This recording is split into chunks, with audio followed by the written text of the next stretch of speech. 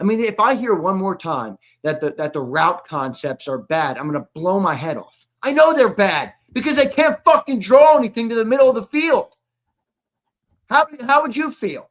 What do you think you can do offensive game plan wise when you can't use 80% of the field? I mean, come on, guys. Without further ado, my guy, Big Z, Zander Krause joins us now. What up, Big Sills? How you doing, brother? Woo! I can't get enough of this team, man. I know you can't. You absolutely love this team. I love this team. This team and Dan Sileo are like a match made in heaven. Oh my God. And you guys are like soulmates. And the fans.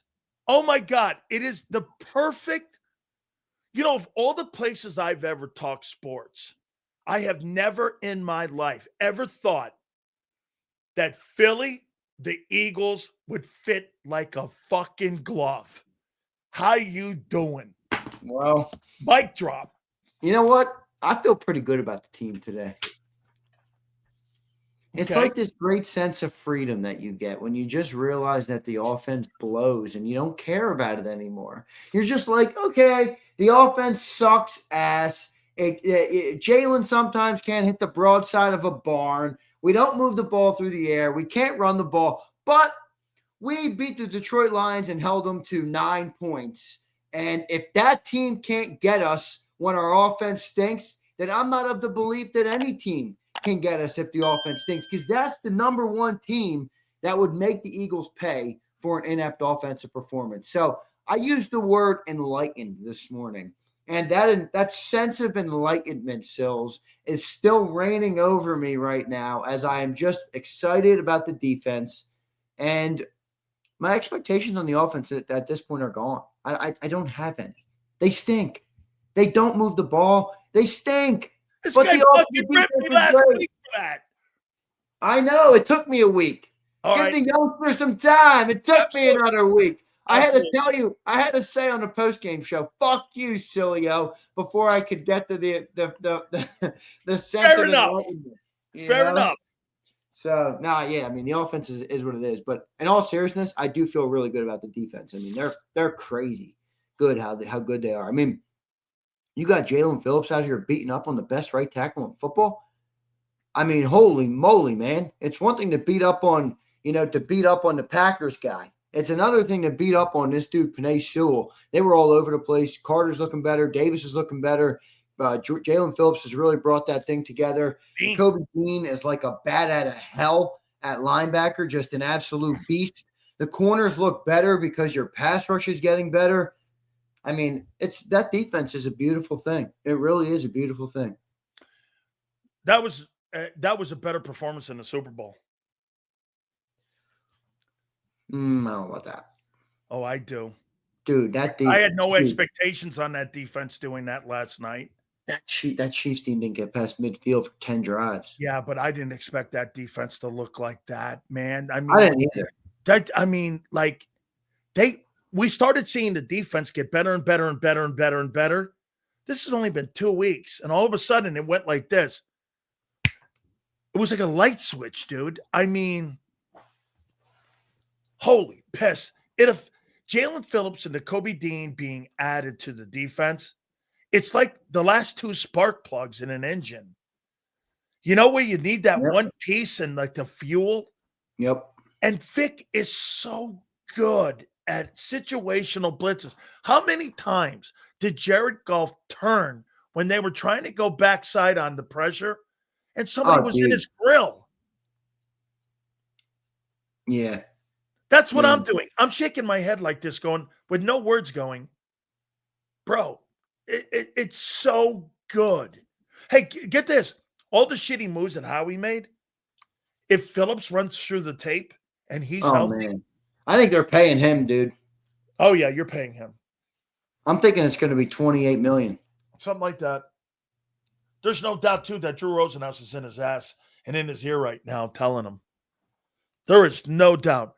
Hey, look, dude, one thing is a factor here going forward. You think you're feeling pretty good about the team when you're losing Lane for 6 weeks?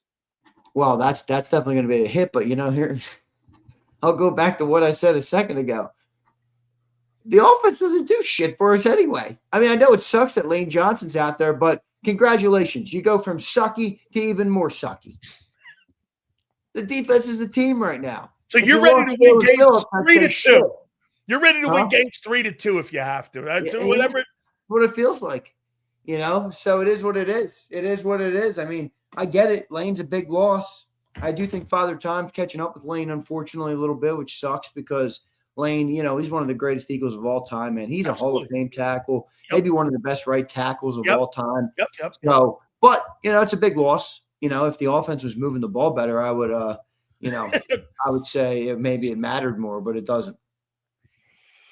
Boy, all right, let's get to it now. Whew. Man, that thing's a train wreck on the offensive side. It is a train wreck. You're gonna make me grill him, aren't you? You're gonna make me do it. Listen, no, wait. As great. How about the finance? By the way, one more thing on the defense. How about the financial end of this? You're paying nobody. You're not paying anybody right now. Yeah, but they do have a lot of pedigree over there. Jordan Davis, first-round pick. Nobody right now. Well, I know, but some of it is circumstantial. I mean, Jordan Davis, first-round pick. Jalen Carter, first-round pick. Jalen Phillips, first-round pick. Nakobe's a third-round pick. Nolan Smith's a first-round pick. Quinion's a first. Okay. Cooper's a second. Zach Bond was, I forget what he was, but he was obviously a free agent, so that was different. Makuba's a second-round pick. Okay. So, everybody on that defense over there is. Let's play the game then. Are you keeping A.J. Brown over Jalen Phillips? No. With finances? No. I don't think that makes sense. I mean, the defense is the team, is the part of the team that has us winning games, not the offense. Okay. By the way, it's not changing. It's not changing at all. Look at this stat. I just put this up on Twitter. John Ganud is a guy who works for the Eagles. He put up the Eagles are 40-2. 40-2. That's a 9.52 win percentage when they win the turnover battle under Nick Sirianni. They're 6-0 in the playoffs. No, excuse me. 6-0 during the 25 season. The playoffs are included in the 40-2 battle. Bro, dude, that's turnovers. I get it. This guy DeJerk says that this guy DeJerk. Who the fuck are you, guy? Because I was the one beating on the counter to trade for Myles Garrett for 3 first-round picks. Now he's saying I didn't want to trade him to keep Bond. What the fuck are you smoking? You smoking on that peyote, my guy. Hey, you bro, I would trade with some meth. Bond. I don't know what you're smoking. Boss, trading Bond for Garrett is a fucking steal. Dude, I was like the leader of the trade 3-1 for Myles Garrett. What are you talking about, guy? Got to be kidding me, man. Bro, what's up with your quarterback? Well, all right, I'm going to say this. A lot of people tried to delegitimize that Derek Gunn report, and I went back and listened to what Derek Gunn had to say on that show. Yeah, that's a lot more damning than people let us on to believe in the chat. Did you hear it? No. I want you to paraphrase. Yeah, I got to send it to you. Tell me what your takeaway then was, and I'll buy your He basically said this is almost reaching Carson Wentz part 2. What? Yeah. That's basically what he said. That's an adversarial relationship. That's a quote, by the way. This is reaching Carson Wentz part 2. A paraphrase, but he used the word Carson Wentz part 2. You think there's a disconnect between him and the head coach? And that's why I don't know who the disconnect is with, but it appears everybody in there is seemingly a little unhappy with the quarterback. Now, again, it is what it is. This team is so successful despite that. So I'm not going to sit here and harp on it. But for anybody who tried, again, D Gunn is not the type of dude that comes out and just makes shit up about the Eagles. He's very well connected. He wants to walk. By the way, guys like that want to walk back into the Novacare. Yeah. So I mean, it was worse. I'll send you the clip. And you'll be able to hear it. And it wasn't good. I mean, it was pretty scathing actually of the quarterback. And he almost framed it up as, credit the organization because they've been able to win despite basically everybody being upset with the way the quarterback is playing. I heard Seth on IP too also kind of paraphrase it. Yeah, and Seth put it lightly because Seth likes, Yeah. he doesn't like to stir it up too much with the players anymore. He used to, but he doesn't anymore. Would you make AJ loafing?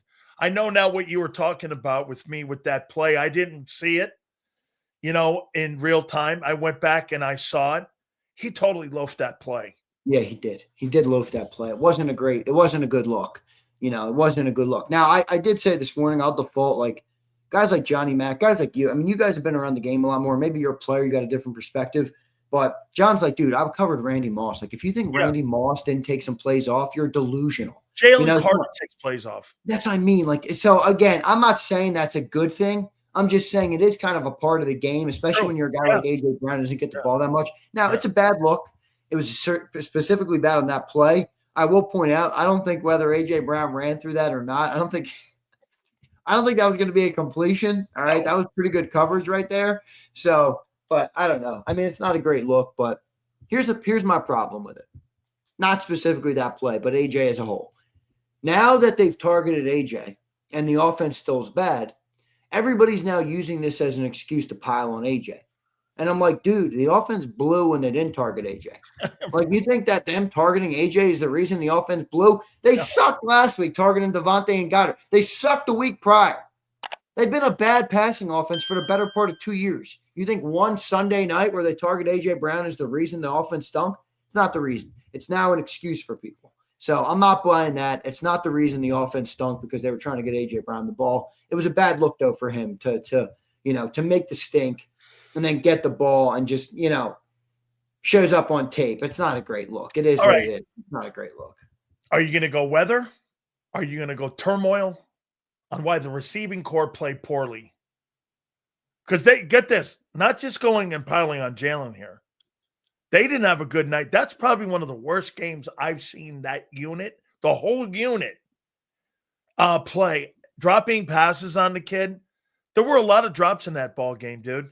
So, I mean, is it the disconnection, the turmoil behind the scenes, the quarterback, KP, all of the above?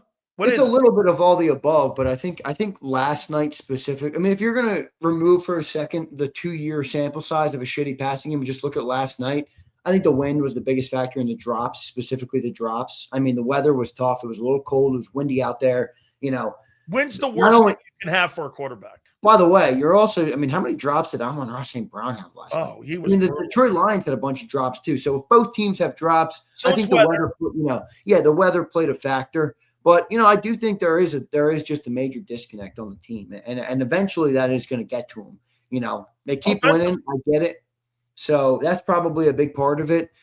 I'm almost at a point now where I really don't think Patullo is this bad. I mean, everybody's online, like, talking still about Patullo. And I get it. Patullo doesn't look good. But the dude is calling plays to fit what Nick Sirianni and Jalen Hurts want to do, which is not throw the ball in any tight windows, protect the football, to the highest level. And that creates an offense that looks like shit. I mean, if I hear one more time that the route concepts are bad, I'm going to blow my head off. I know they're bad because they can't fucking draw anything to the middle of the field. How would you feel? What do you think you can do offensive game plan-wise when you can't use 80% of the field? I mean, come on, guys. That's not a Kevin Patullo problem. Now, he's the one that looks the worst because of it, but he's hamstrung. That's the nature of the beast. But here you are. You're getting me worked up on this passing game. I think we're going to win the Super Bowl because our defense is so fucking lights out. I refuse to fall into it. I refuse to get mad at this passing game. As easy as but you don't have one dimension that's redeemable on offense. Last year you had one thing that made it so. I don't think you're the best team in the NFC. I think you're one of. You have too many flaws in your football team on one side of the ball. Yeah, your defense is great. Bro, you don't do anything well on offense. Yeah, I think that's fair to say. I think that's not only fair to say, but that's backed by the statistics. It's by the evidence. It's by the performance, right? Yeah, by the performance. I mean, there's not basically a single thing that somebody could use to dispute that properly. I mean, it is what it is. I agree with you on this here. Kevin Patullo's a puppet in this whole thing. He's a puppet in it. He's not really. It's Nick he's the one that is the guy. What about that decision that Nick had on 4th down? 2 weeks in a row, he gave the opposing team opportunity to make the game. How about this? I don't think Detroit was winning that game anyway, but still made the game interesting when he didn't have to. What'd you make of that? Well, yeah, I mean, I think we realistically, with the way the defense played last night, we should have won that game like 28-6. Absolutely. I mean, because remember, we gave them 3 at the end with Nick Sirianni being an airhead, just come on. That's right. That's what that was. Yeah. So, yeah, I mean, look, but at the end of the day, here's what I'm grappling with. Because I hear you. Like, part of me is just like, how do you not beat this team worse? But we've now beaten the Lions. We've beaten the Packers. We've beaten the Rams. We beat the Chiefs. We beat the Cowboys. We beat all these different teams. And it's like, if your defense is able to rise up, the trap again. Am I? You think I am? Or do you not honestly believe? Because Sills, honestly, yesterday's game changed it for me. Because remember after last week, I was like, we are going to get got. The Lions were legitimately the team I had in mind for, you're going to get got by that team because they ain't scoring under 10 points. Well, here we are, and they scored under 10 points. And by the way, the other part of it is now we got to play a home. Now we're going to potentially, we have the fast track, the inside track to play home playoff games. So it's not like we're ever going to have to go to Ford Field and play inside that dome. They're going to have to come to Philly. And the weather in January is going to be worse than it was last night. So, like, if that team couldn't get us, isn't it just like nobody might get us? Okay. I want to ask you something here. I'm going to point this out to you. Do you think beating Minnesota, the Bucks, Rams, an 11-win Dolphins team, an 11-win Cowboy team, the Chiefs, and the Bills, all in consecutive weeks, you think that's pretty good? I'd say. Okay, well, that's what you did in 23, and that's kind of what you've done now. Well, that's a fair way to look at it because if you remember, we beat all the teams we were supposed to beat in 23, or the tough teams, and we lost to the teams. Excuse me, we beat the teams we were supposed to be tough, and we lost to some of the teams. We lost to the Cardinals down the stretch, Seahawks when they stunk at the time, Giants. Giants. That's right. That's actually a fair. I mean, that's fair context. The only thing I would say that's different is we got Vic Fangio. You know what I mean? So it's tough for me to look at 23 because that was such a defensive collapse, and you have such a veteran play caller and guy manning the defense right now where – But you have nothing to lean on with offense here. Hurts wasn't terrible in 20. Yeah, but, I mean, look, they're still going to make the occasional spot play. They had the 34-yarder to Dotson last night. The 148 rushing was the thing that won the game. Because you were terrible on 3rd down, right? You were like 4-15 on 3rd down. Can we get 2 good drives a game? Wow. That's it. Now you sound like Army. I just want 2 good drives a game because then you just give us enough points for the defense to take us home. So you're going to play with – By the way, remember, we got 3 points last night also because of the defense. Remember, we got hand-delivered the ball at the 11-yard line. And we got 3 yards on that drive. We started at the ball at the 11. We ended up kicking a field goal from the 8. Let me ask you something on this, though. Are we being too critical with the offense? Because Green Bay and Detroit's defense are awful good. They're good. They're good, but that's a team that was missing. They were missing 2 guys in their secondary last night. You know, their interior of their defensive line is clearly we're missing Sam Laporta on offense. Missing Laporta. I mean, look, it's fair, but the offense hasn't only been bad when we've played them. No, it's been bad all year. Yeah, we had the outliers are the games where we were good on offense, or the halves we were good on offense. Halves. You know, Rams, Bucks. Those are half games. So those are the outliers, you know. Maybe you get them in the playoffs, get a half of football. You can put 14 points on the board, and your defense will take you home. So you really don't have a problem with the margin of error being 0? I do have a problem with it, but what am I going to do about it? They're not going to change. I will be miserable for the remainder of the season if I care too much. Okay. As I was last week on the postgame show. It took me till Friday to snap out of my misery. Hey, so let's put this out here. Over the next 5 years, if this era of football with all this great talent, you go to 2 Super Bowls and you win 1, will that be a success or failure? I think that'd be a failure. I don't think failure is the right word, but it would be an underachievement. Okay, underachievement. Okay. All those wins you just mentioned, you're right. I keep asking the big thing now, and Zander, hold on. I got to make sure that I get the week right. Let me go down here on scheduling, and let me go. Here we go. Zander, it's week 11. You think there's something wrong with Barkley? Yeah, I do. I'll finally give in. I do. He doesn't hit the hole the same. I don't think he runs as hard.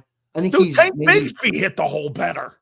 Well, I think what Barkley's problem is right now is he's overthinking. Like, he's looking for that home run every time. Because if you remember last year, he was a very patient runner. He's a very patient runner. And then, boom, he would explode the hole, get to the second level, and he was gone. It almost feels like he's waiting and waiting and waiting for that hole to open up, and it's just not opening up. And you got to just get downfield right now, and that might open those up more to have a chance at those coming. It almost feels like he's trying to do that every play. He's almost too patient in that he's waiting for this hole that's just never coming. And the offensive line is worse. I mean, that is a factor. They're not blocking as well. So that is a factor. But I do think Barkley's not the same. Well, I mean, if you don't get that run game going, man, God, your errors of it's so slim. I know, but dude, we just beat the Lions and we ran the ball pretty okay. 148. That's not awful. Yeah, but Saquon was what, 3 yards a carry in that game? 3.5 yards a carry? Yeah, I think he had what was it? 26 carries for 78 yards. Man, that's my point about this game. We came into this game this is kind of the team that would make things hard for the Eagles. Remember all our game prep last week. Can't play this conservative versus the Lions. They're going to score some points.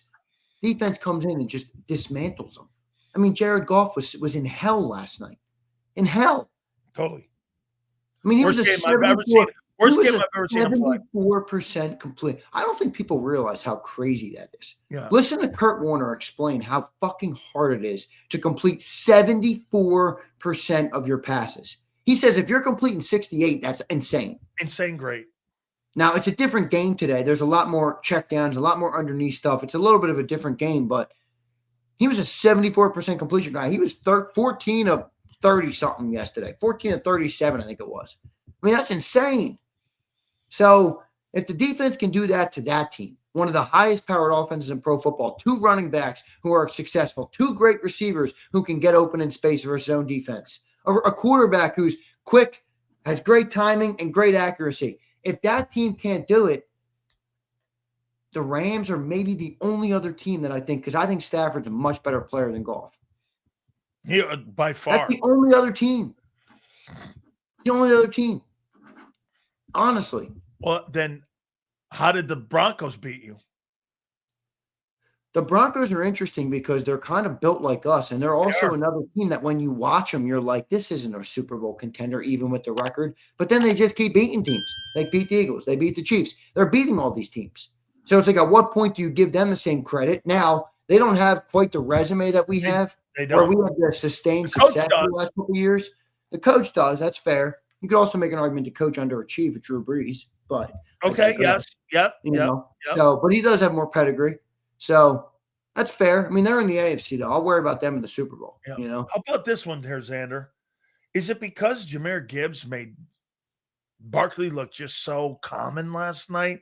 That guy running to the edge. Dude, you said it to me on draft day. I'm like, who the fuck is Gibbs? And I'm like, this guy gets to the perimeter. He outruns pursuit. I couldn't believe how electric. He is just electric. Like, I don't know another guy in the NFL that can run No by way. NFL guys like that. I mean, No. dude, they were not like big windows for him to gash the team. He had those couple 40-yard screen passes God. where, I mean, there's guys within an arm length of him, and they Yeah. just can't touch him. Outruns them.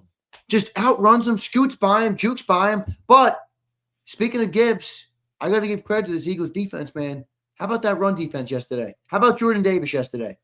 Jahmyr Gibbs, while he was great in the passing game, he had like 12 carries for 30-something yards on the total game. rushing in that game, I believe. Didn't I they? mean, they swallowed him up in that running game. So, look, he made some plays in the passing game, yeah, but look at what this defense can do when you take away the run.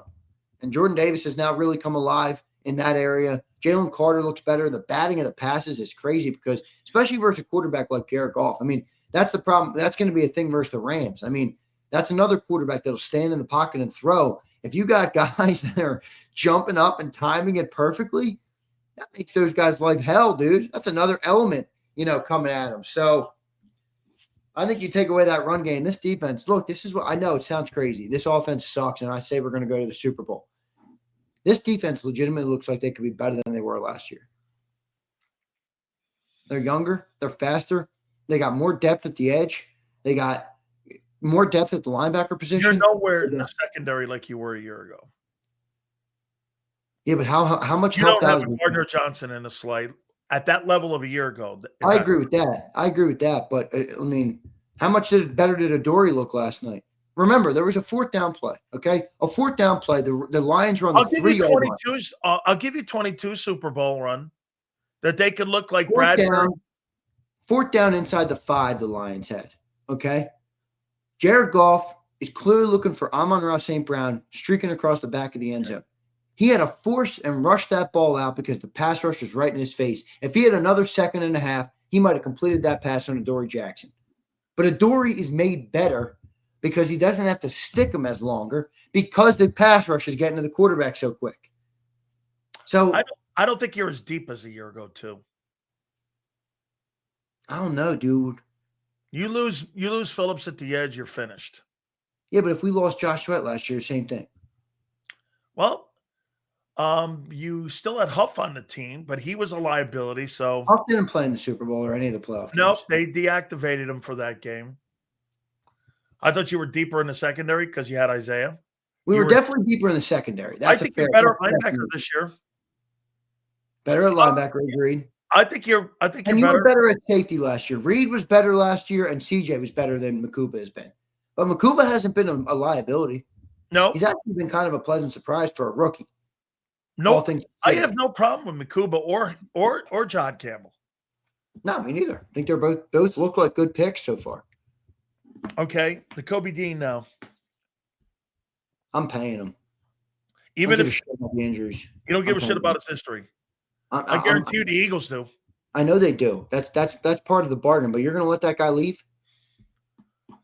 Look at what the defense has become since he returned to the field. It's not just Jalen Phillips. And by the way, I know this is the rest of the season. If he gets hurt again, yeah, he's probably gone. But I'm hopeful.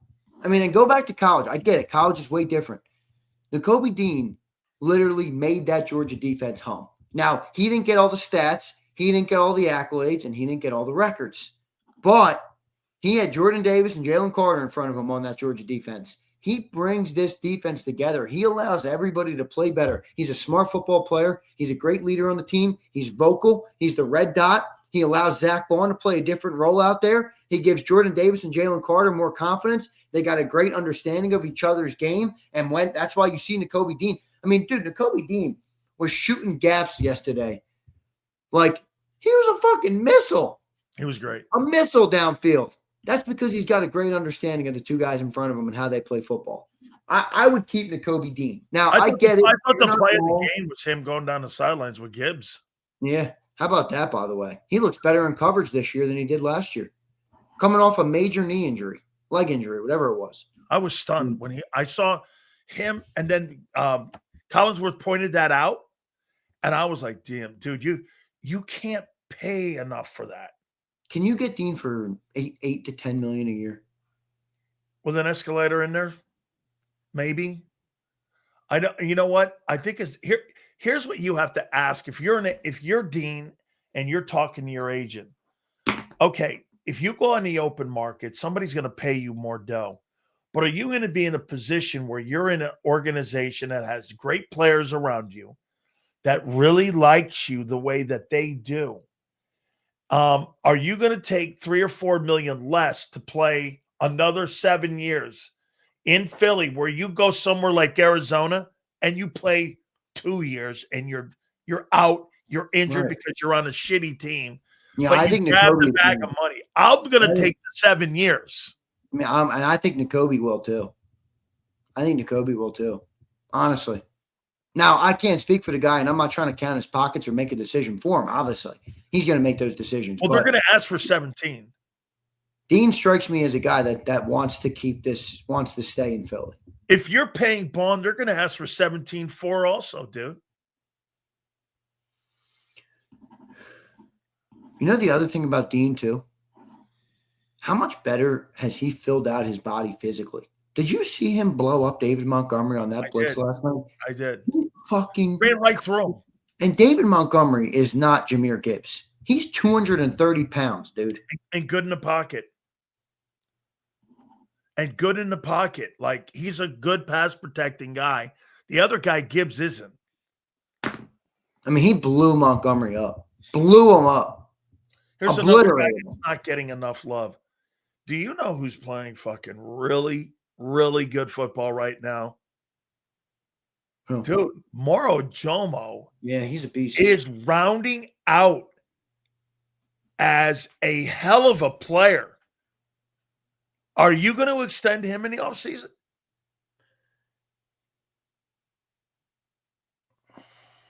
Or are you going to let another guy walk out the building?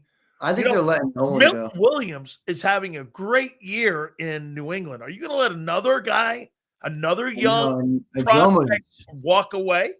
You think there's any ego involved in this decision? That's a 7th-round pick, man. That's a 7th-round pick. That is a gold mine pick. Gold mine. Even if he walks, it's a gold mine pick. Gold mine. Mulata is a fucking gold mine pick. You got that guy in the 7th. It's just tough because I got to pay Jordan and Jalen Carter. Do you agree with that? Are you on the pay Jordan, or are you still wait and see? You're not there yet. I can see it's it. Got to make. Don't you tell me all the time? You can't pay them all. Well, I think Nolan's, and by the way, we just added 2 guys that we had this conversation. You understand that you're going to have to start shredding money off that offense then? Yeah, 100%. And in hindsight, there's 2 bad contracts that they signed this summer. Cam. Jurgens and Barkley. We didn't need to give Barkley that extra extension. No. I get it. You rewarded him for a massive season. I understand. But that's going to be tougher to get off of. AJ's probably gone. Let's be real. Goddard's going to be gone. I mean, they might blow the offense up. Why wouldn't they? It produces like a bottom unit, and they're paying it like a top unit. And you draft an O-lineman in the 1st round. Yeah, right. Because, look, here's your situation. Ajomo, Phillips, Carter, and Davis. Those are 4 guys in your D-line alone. Dude, remember, we had this problem before we talked about paying Phillips, and we all talked about Dean as gone. Now we're all like, pay Phillips and pay Dean. That doesn't change. You got to pay Morrow, Jordan Davis, Jalen Carter, Nolan Smith, Quinyon Mitchell, Cooper DeJean, Reed Blankenship, which they're still far out of Nakobe. Like, who's going? Reed's gone. Smith's Nolan, I think Nolan could be traded this summer. 17's too high for me to pick. Or they'll just extend it out as far as they can. Yeah. Dude, Hunt's getting better too. That's what I mean. You feel better about Hunt. I feel better about Hunt. Absolutely. Phillips has changed everything. Who would you pay, Moro Jomo or Nolan Smith, if you could only take one? Moro Jomo. Easily. Me too. Moro Jomo. Now, here's the problem. I don't think you can pay 3 defensive tackles, right? No, get this, and here's the thing. If you're going to pay $34 million and $35 million will go for Carter, You're really going to turn around and pay $25 million for another defensive tackle and then pay $28 million on Phillips? And then Moro Jomo, you're going to give him $17, $18 million? What do you think Jalen Phillips is going to get? 28.5, something like that. So Shit, I thought he was going to get 25. Now, again, in the rest of the season is going to dictate so much so. I mean, look, Reed's gone. Bro, there's no way. Bond's got one more year on this team. Because if you're going to pay Nakobe, he's only got one more year. You're not going to pay 3 linebackers fucking $17 million. Or 2 linebackers, $17 million. And you got a first rounder, you took it 31st pick, right? Because then you're going to have Campbell. You got to start prepping Campbell to start taking over for Bond. Bond's the odd guy out here. Bond's the older player. Bond's the most expensive player. Remember, you're trying to get better and cheaper. I'm trying to look at what the value is right now. Let's sign Jalen Phillips to an extension here. Let me see what it looks like. As for market value, his market value is probably going to be between 28 and 30 million, maybe 31 million. Dude, he's been a force out there. And he got better. I thought he was better than the Green Bay game. I don't see a market value. They're not giving me one. They normally give it in the offseason, but they don't give it to me right now. By the way, I think the market value is at least $25 million a year. We're going to read all super chats. We appreciate everybody. We're going to do that here in a couple minutes here. By the way, Gary Cobb's going to join us at 4:30, so we'll get to these here in a second. You bring Barkley back? Saquon, I mean, how do you get rid of him? I don't think you can get rid of him after that new deal. If it was the original deal, it would be easy to move on from him after this year. Because they signed 3-year deals, but they all have outs after 2 years. So remember, even Bond, too, after next year, it won't be that hard to move on Bond. They're not getting rid of Bond this offseason, guys. He's fucking them. Not this one. Not this one. No, not this upcoming. I'm talking the following one. Bond is a beast, dude. He was spectacular last night, too. Dude, Jalen Phillips has added, and dude, Nakobe Dean has added speed to the entire unit. I mean, they just look faster and more. Hey, when you blitz him too, I'll tell you one thing that is becoming really evident. When they bring him on pressure, he gets home. Who, Dean? Yeah, he gets home. Oh yeah, he does. Dude, he's a monster. He's a monster. I mean, he's a freaking machine. Yeah, dead cap hits are huge on Saquon. Massive. $38 million. I think the Eagles have to be exceptionally disappointed in what they're watching with him right now. He's on pace for like 1,000 yards. I mean, I don't believe that, you know. Oh, by the way, one last thing before we read these. Do you think the fan base is turning on Jalen Hurts? I think half of it is. I think the problem is now that I don't want to call my boy out here, but my boy was a big Jalen Hurts guy. I love Jalen, but his time has come. I can't wait until I wake up and Jalen Hurts is not on the team. Look, his picture's fucking Jalen Hurts in a Kango at the fucking parade. All of his deficiencies are being exposed a little bit. But why there's no conversation really in the building is because it is 8-2. It is. It's the only reason that it's not on fire right now. Do you know that? Because you're overrated and overhyped right now in offense. It's just not good, dude. It's just not really. There's not one redeeming quality about that except the most important thing in winning. I don't know, man. I mean, look, I'm going to start it with what I came on the show and started with. We're a defensive team. I'm done caring about this offense. We just beat the Lions and the Packers with putrid offensive outputs. Awful offensive outputs. We beat those guys. I think we can beat anybody. You're right. It's going to be hard. You're right. The margin is small. But I trust Vic Fangio. I trust this defense. They're getting better each and every week. They're gelling better. I mean, that team, that unit looks like a unit, right? You see this offense. They don't talk to each other on the sideline. They're tweeting. You don't see any of that in the defense, man. They're all playing for one another. They're smiling. They're happy. They're high-fiving. They're celebrating. They're cheering. I mean, the defense is this team. This is a defensive football team. I feel good about them. Do you think that team enjoys this year so far? Do you think they're playing with fun? They're playing and they're having fun? Or do you think this has been a grind so far? Last year it seemed fun. Last year it seemed fun, didn't it, for him? Like showing up to work. You got to remember that there was some stuff in the year last year too. Remember, there was the first 4 games. No, and even later in the year when the passing game wasn't good, there was conversation about it, dude. There was a lot of conversation about it.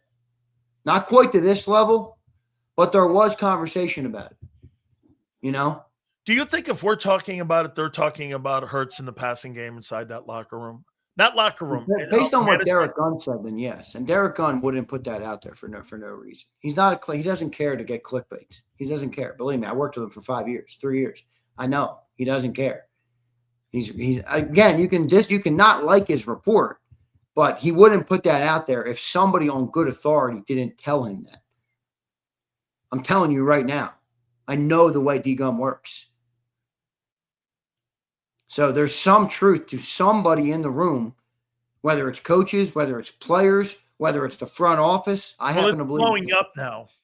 I happen to believe it's more front office. I do. You think somebody in the front office told Derek Gunn? I'm not saying I think that. I'm saying I think what he was saying is about the front office. Remember, he's very closely connected with Howie Roseman. He's very closely connected with Dom DeSandro. He's very closely connected with a lot of those guys. And if you're Howie, isn't this making you look bad? Yeah. You paid all these dudes on offense, and the offense sucks. It's not clickbait journalism, roll Philly. That's what people like you think because you don't like what's being talked about. That's right. D-Gun don't fucking lie. He doesn't give clickbait, bro. No. He never does. And by the way, you were wrong about him speculating. I went and listened to it. You were wrong, roll Philly. Of course you gave me shitty information. Right. Well, what happens, again, Zander, in this kind of conversation is that I'm a talk show host. I'm not a reporter. He's a reporter, dude. That's his reputation on stake. So let's get to these supers, dude. I'll tell you what, man. You are without a doubt the best team to cover I've ever seen in my entire life. I've never seen a team just win and match around it. You said it great. You're the Cowboys with a winning record. Yeah, that's what we are. It's great. It's great. I mean, it really is. Give me 1 second, making sure JAKIB is set up with the link. Bro, I'm going to get Angelo tomorrow, too. Look, HKP, I bullied him into changing his profile picture to Jalen Phillips. Let's go right to my boy here. A massive banger from Walkell for $50. Thank you, brother. He said, love this channel. You guys are great. And you're the exact type of guy that we made this channel for. All right? Not for the Glazers and the glazed donut factory from Krispy Kreme, like Roll Philly Dogs is. He says, love this channel. You guys are great. Dan has it absolutely right on the offense. Can't wait for Angelo's take. Best, Bill K. Thank you, Bill.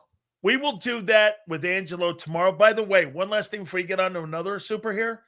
Do you agree with my take that the philosophy has taken its toll on that offensive line because you're not balanced in trying to spread the ball around? The tush push is taking its toll finally on the offensive line. There's no coincidence that every guy that played in that line has had some type of injury, right? Every guy that played, even Micaiah Becton's injured out there. And you've got Barkley, who's been injured, or not injured, has been slowed up this year. I mean, every guy. And because you went one dimension.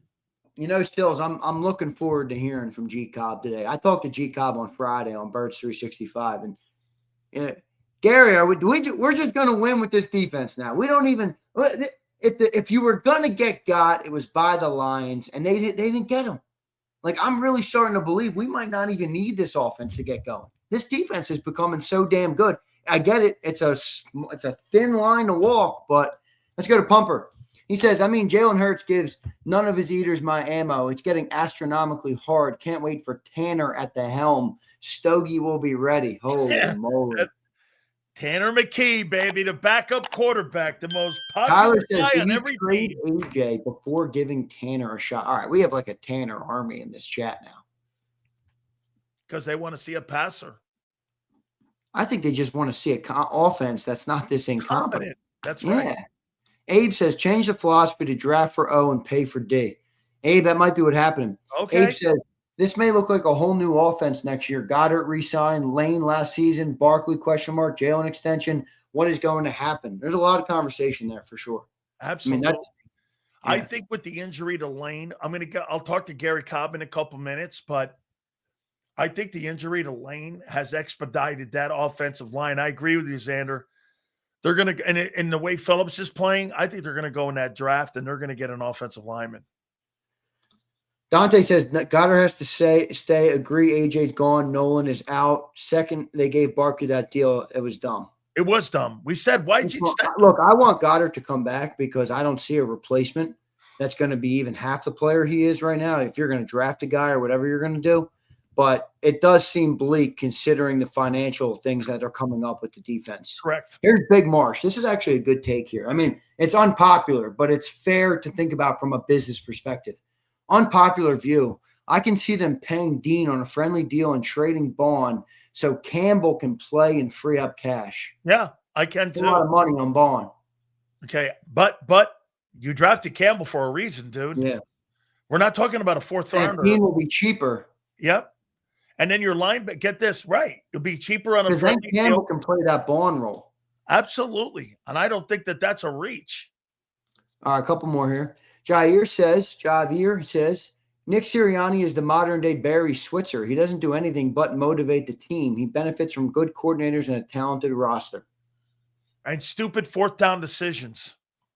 Oh, that was so dumb last night. That was so dumb. I think that's a little far on Nick. I'm not going to go that far. But I think you got to get some credit, man. He's got the best winning percentage in modern football next to Vince Lombardi. Come on. But I hear you. Pumper says, fellas, that was a great game with the D-line, linebackers, and cornerbacks. Those two safeties are horrific. No sugarcoating those two guys' inability to be awful. I didn't think they were awful yesterday. I didn't think anybody in that back end was awful yesterday. I really didn't. Ryan says, you see AJ and Smitty clowning Hurts during Jalen's pregame. I didn't see that. I didn't either. Howard says, I was an equipment manager with the undefeated 15-0 Marshall Thundering Herd. We are Marshall. Look at that. Football team in 1996 with Chad Pennington and Randy Moss. And talk about loafing. Randy loafed enough to fill a bread store that year. That's what John says. He covered Randy Moss in Minnesota. If the play wasn't front side, he would take the backside play off. By the way, Howard, 55 years that tragedy happened this past week when the Marshall Thundering Herd plane went down. So I know that's a big deal that goes on there each and every day. You ever seen that movie? I have. Yeah, We Are Marshall. Yeah, that's a great movie and true story.